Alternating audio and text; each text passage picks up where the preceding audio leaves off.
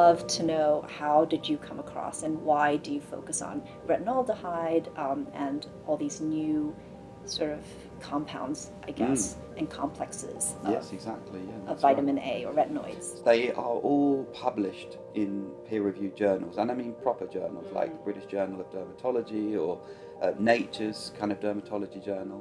And so they are well proven. And also, it's not like you have to make a leap of faith anyway. So the idea of, say, retinaldehyde working isn't really something that one should be skeptical over, because when you understand that the way that vitamin A works is, as I'm sure you know, retinol will convert into retinaldehyde biologically, and then retinaldehyde again into retinoic acid. So effectively, when you're applying retinol, your skin is turning it into retinoic acid. So retinoic acid is doing the work. That's the biologically active molecule in your cell nucleus anyway. Right. So really what we're proving is that retinol applied topically does convert into retinoic acid.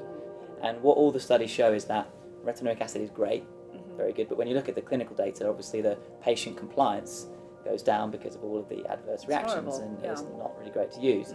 And then when you look at the retinaldehyde, and actually what's incredible, there was one paper published in a very respected journal that showed the actual activity of the retinaldehyde is comparable to retinoic acid, but the irritation is much more comparable to retinol, if not less.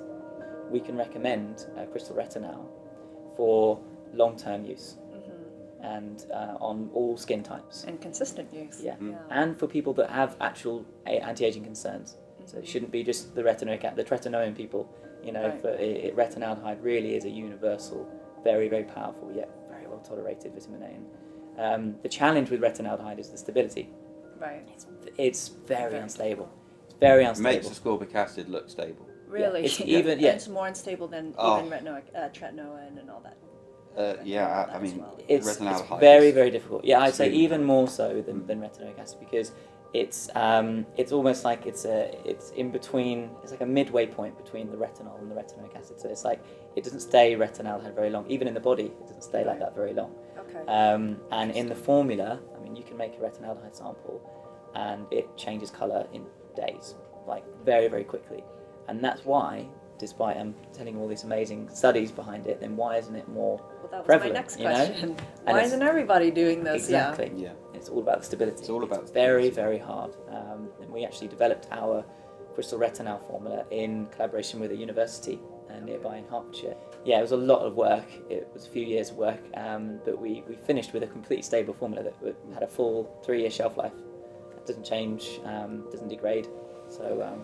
And the encapsulation is actually crystal shaped, which is why it's called crystal retinol, in case you wondered. Yeah. So that's so you know, stability is so important to us, it even makes its way into the product name. A little bit geeky, I think. No, but my world loves geeky.